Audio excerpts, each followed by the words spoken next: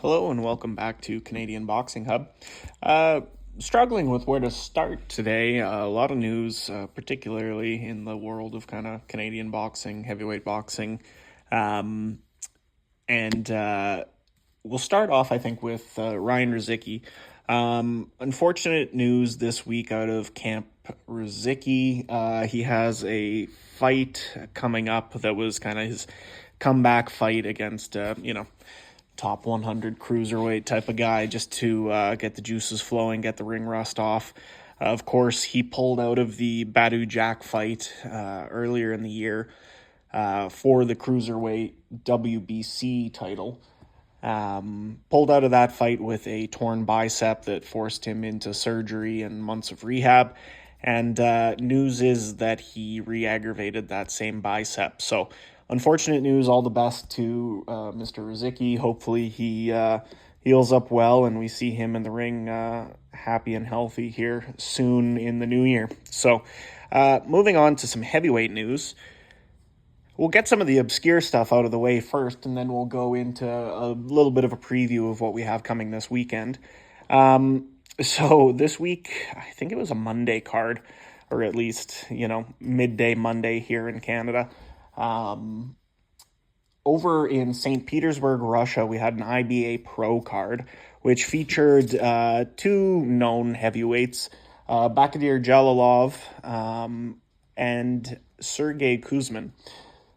Both of whom had a much harder day than I'm sure they thought they came in for. Kuzmin ended up getting stopped in late rounds by a Russian coming up from bare knuckle boxing.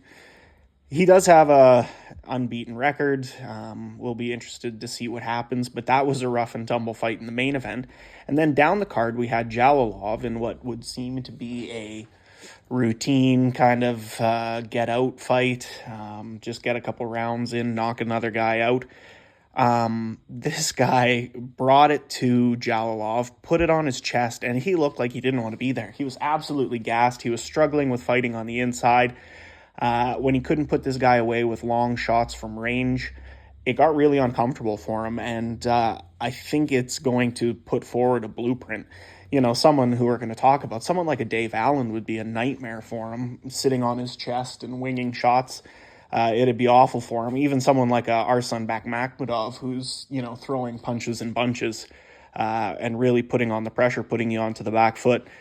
Seemingly, Jalalov, if he can't pick you off with a big right hand, he might be in a bit of trouble.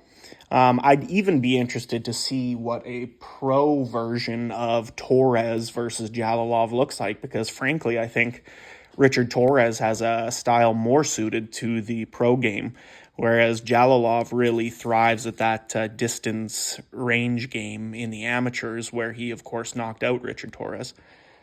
So will be interesting to see where he goes. And then for Kuzmin, of course, getting stopped, I think that will kind of force him into irrelevance. He's been fighting on these IBA Pro shows, headlining them, whatever, fighting relative unknowns. But to have a hell of a fight like that and then get stopped in the last round, tough look for him. So really interesting card over there. And interesting timing in the week, but enjoyed watching that the other day. So, of course, we've got some other news here in the heavyweight scene. We'll be seeing Matty Harris out soon, which is exciting. Matty Harris, Peter Fury-trained heavyweight, has been rebuilding since he suffered a loss to Ukrainian journeyman. I can't quite recall the name right now.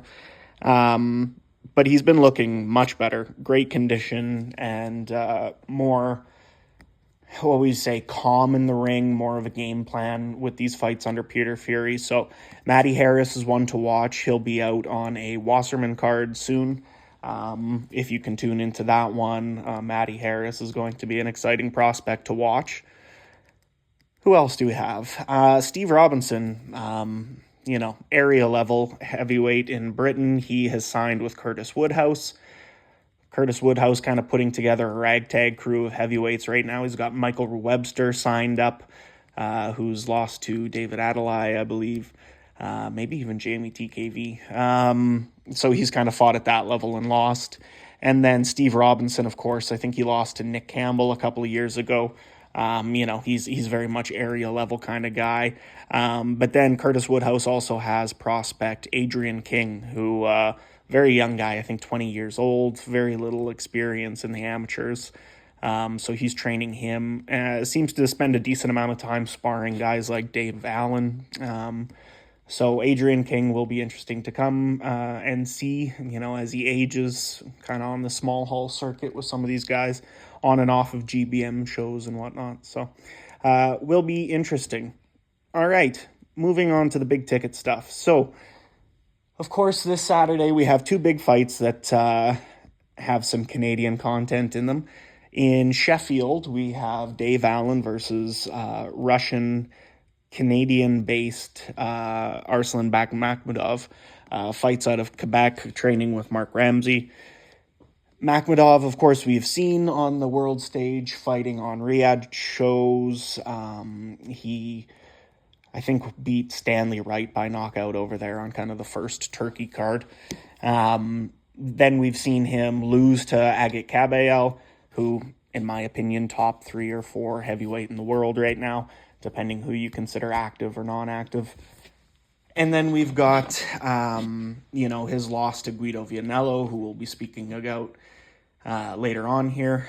So Makhmudov, definitely a very aggressive guy, beast of a guy. Not as thick set as you might think, but a very rangy guy with a lot of power and just aggressive as all hell. So in this fight with Dave Allen, it's going to be very interesting. Allen, of course, looking on great form in his last fight in the Johnny Fisher rematch, and even in the first fight where he definitely took it on points but didn't get the decision. Allen looking very good, but of course, what is the level of Johnny Fisher? We've seen Allen in the past, and I'm a huge fan of him, but we've seen him flatter to deceive. We've seen him come undone at a certain level. I don't think Makhmudov is a David Price or a Luis Ortiz or Dillian White, for that matter, in 2016.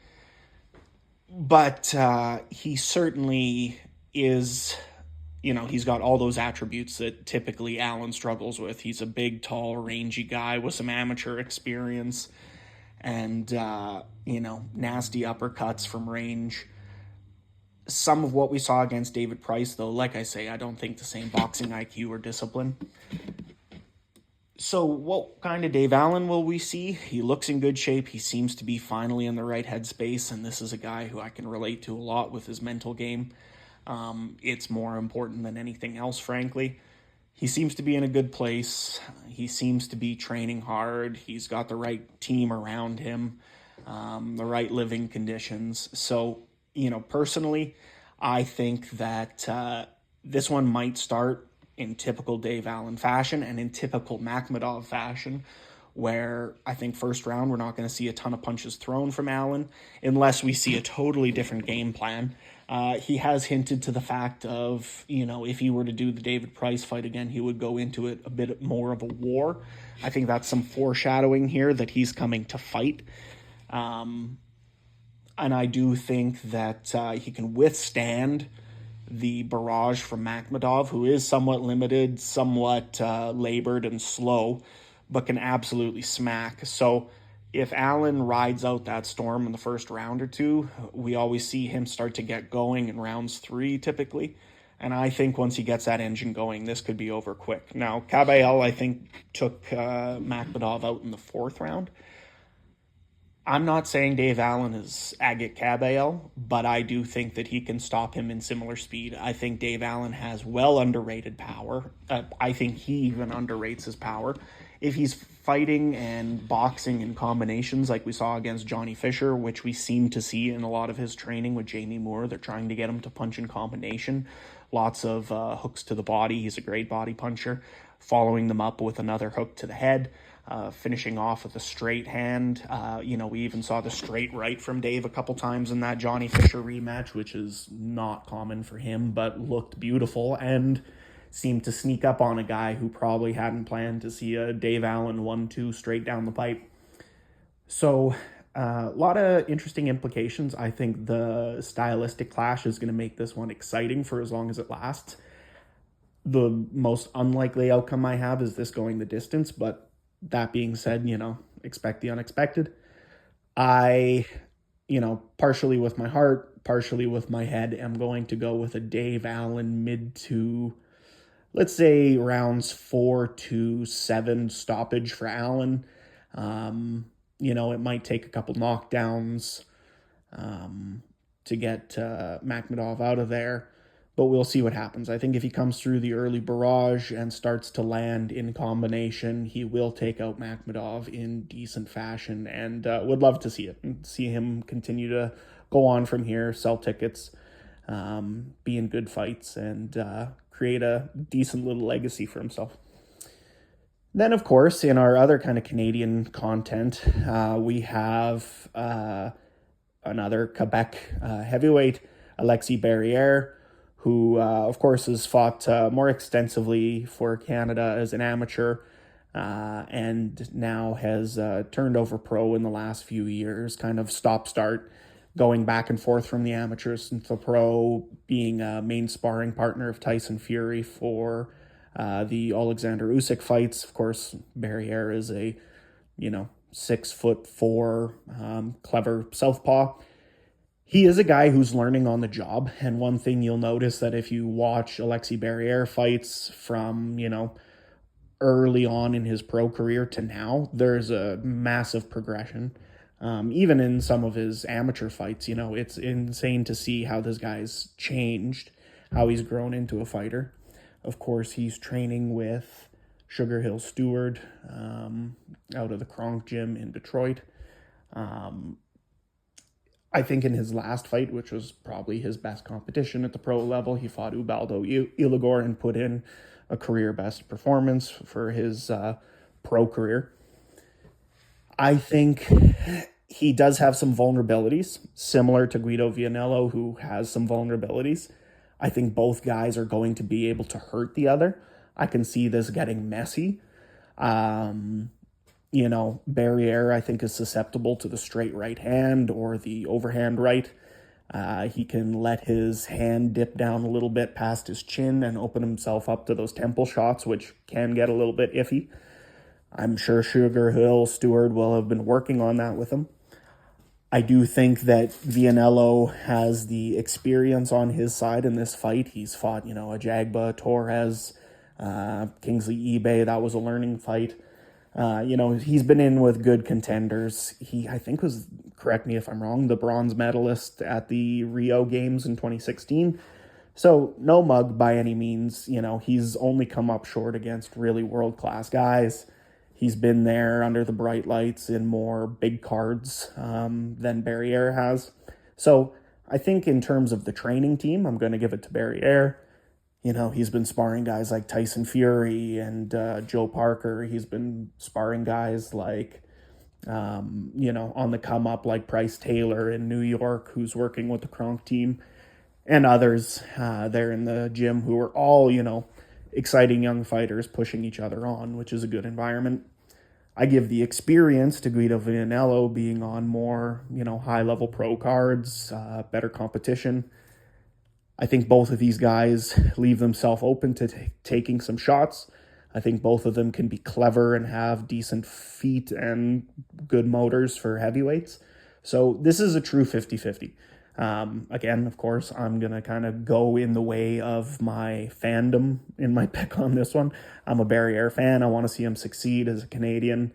I've been following him for a while now, and am so excited to see him in fights of this nature. So we'll go ahead and say Barriere with what could be, let's say, a late round stoppage. I think both guys might touch the canvas in this fight and could very well go to something like a split decision. So let me know what you guys think. What fight are you most looking forward to? Kind of nice if you're over here in North America to be able to watch a midday card in the UK and then on the same, streaming device, see the Boots card in Philadelphia, which has Barriere on it. So will be interesting to see. Let me know in the comments what you guys think. How do you see these fights going down? Comment, subscribe, all that sort of fun stuff, and we will talk to you next time.